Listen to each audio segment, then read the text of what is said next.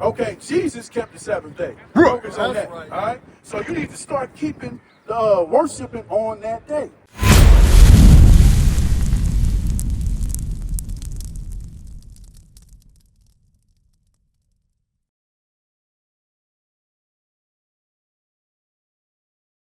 All right. So let me ask you this: was it Christ's custom to keep the Sabbath day? It was God's custom. Did Christ keep the Sabbath day? He said, that's a good one. That's a good one because he said if somebody's sheep I don't know word for word, but he said if somebody's sheep falls in on the 7th day, would you save it?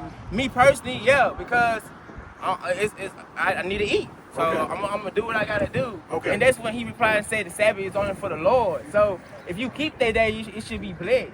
Okay, because let me show you. Not everyone all obligated right, to let me show you this, because our yays got to be yays and our nays nay. Right. Was it Christ's custom to keep the Sabbath day? Yes, it was, okay? Right. So, if it was his custom and it was a Jew's custom, they wouldn't have different days of the week that they chose to keep it. They would all come on the same day. That's what my officer was trying to tell you. You can't pick and choose, oh, well, I start my work week this day, and it's going to be on Wednesday. I start this work week that day, it's going to be on... No, we all kept it on the same day. Now, let me show you this. Let me show you the custom. Read that.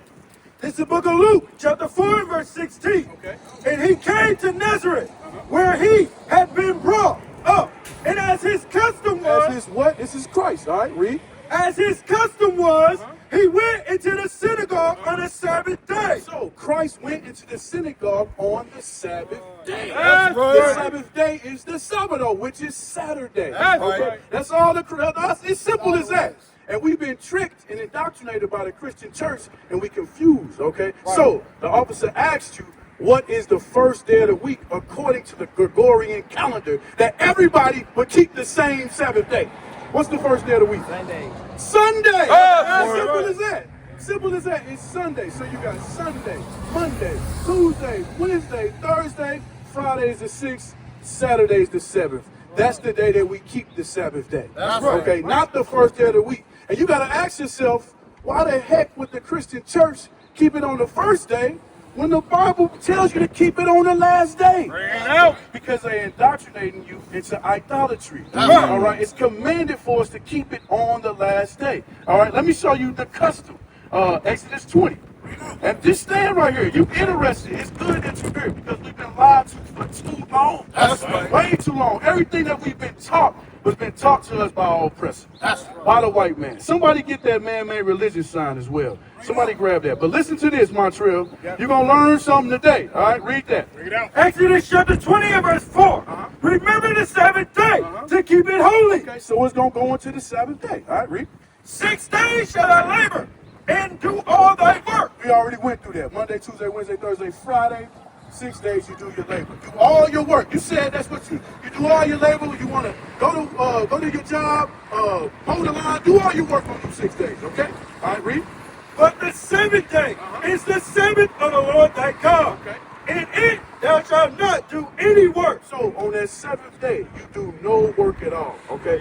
That is the custom of that day. But it's not just that. It's not just no work.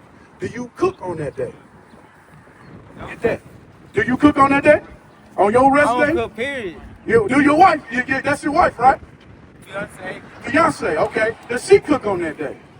Yeah, she do. I know she do. I know she does. Do y'all go to the store? Do y'all buy and sell on that day? Yeah, she does. Okay. When we not supposed to. When you ain't supposed to. That's why we out here showing you that's Christianity. It's confused us. We try to mix and match and make it fit our life when it's really not beneficial for us. Okay, we gonna give you the truth. This is another stipulation of that day. All right, read that. Exodus chapter 35 and verse 3. Ye shall kindle no fire throughout your habitations upon the Sabbath day. Okay. So you ain't supposed to kindle the fire. Kindling the fire going into what? Cooking. All right, you ain't supposed whatever you want to eat that day, you prepare it the day before. Okay. Now let me get Nehemiah chapter 10, verse 31. We gonna learn you, bro. We've been taught lies too long. Did somebody get that man-made religion? Somebody get it. Yeah, we gonna get there, but I want to show you something else before you go. I know you've been in church all day. They've been teaching you lies all day. We teaching you the truth today. All right. Nehemiah 10:31. Let me read this to you, okay? This is another stipulation of that day, okay? Read that. Nehemiah chapter 10, verse 31. And if the people of the land bring ware or any victuals on the Sabbath day to sell. Okay, so if you bring ware or any victuals, that's food. All right, read. On the Sabbath day to sell, that we would not buy it of them on the Sabbath or on the holy day, and that we will leave the seventh year in the exaction of every debt. Okay, so that's another custom, our heritage that we must keep. You ain't supposed to buy. You ain't supposed to sell. You ain't supposed to cook. You ain't supposed to clean. You're supposed to rest on the Sabbath day, which is the Saturday.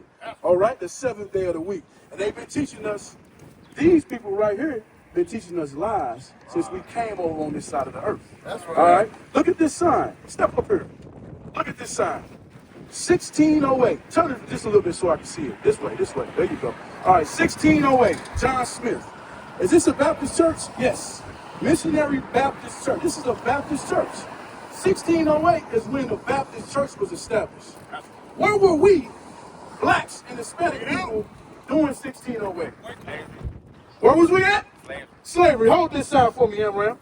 We was enslaved. We was in chains. We was in shackles. What I heard, they said in like the 70s and 80s, like white people wouldn't really worship God. They weren't allowed to go inside. Look, I'm gonna tell you this. Now, it wasn't just the 70s and 80s. White people never worshiped God. Never worshiped God. And that's where you gotta ask yourself, how can I follow a religion that was given to the same people that pushed it on me forcibly and enslaved me? How can I follow that religion? This is what they've done. They've taken the true image of, step back, they've taken this image of Christ and they changed it to this image of Christ. The devil, okay? They never kept the religion. They never worshiped God the right way. All right, so that's what you gotta sit back. You gotta really have a dialogue with yourself. Examine yourself. Why am I in this religion? Everything that they've taught us has been a lie. That's right. That's where you get the cross, which is idolatry. That's where you get, I come to church on Sunday, the first day of the week, when it says to keep it on the last day of the week. Right. When you look into the history of Sunday, it's Sunday worship, sun worship. You worship in Tammuz. You didn't even know that, did you? You didn't even know that. I try to just focus on Jesus. Okay. Jesus got me where I need to go. Okay, Jesus kept the Sabbath day. Focus on that. Right. All right. So you need to start keeping worshiping on that day. Right. And it ain't just that. We got a dress code. You see, we wearing fringes. All these brothers out here can wear fringes. If your worship is Jesus, you will wear your fringes. Right. All right. Do you know the symbolism of fringes? Because they ain't teaching you that in the church. Right. They teaching you Easter. Next week y'all gonna celebrate Easter, right? Well, personally, they be gonna need it. Personally, I've been on my own 2-year journey. You to put that down. So everything that I'm telling y'all, it's just like me reading it on my own. Like I'm just not going to church. But I first prayed for love, and I wanted a woman because I read nothing in life prospers without love. And so I had to love myself and reflect the love of someone else, right? Okay. So I'm just not getting into a church. Okay. I always been like on my own. Okay, all praise. So, I met a group like y'all in Dallas. Give me John 14:15. Before I know you about to go. I'm gonna let you finish. I ain't mean to take you. But you said something about love. You love God. You love Christ, right? We're gonna show you according to the Bible, because your pastor ain't gonna teach you this.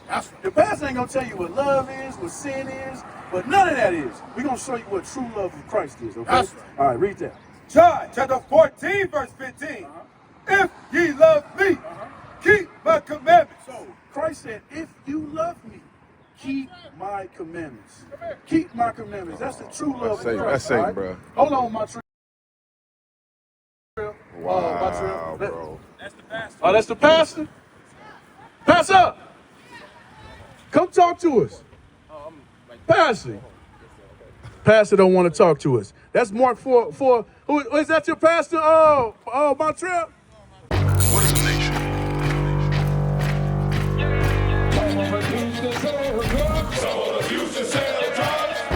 Nation is men leading by example.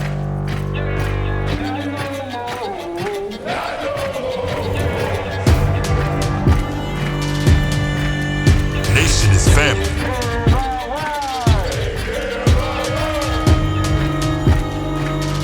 Nation is community.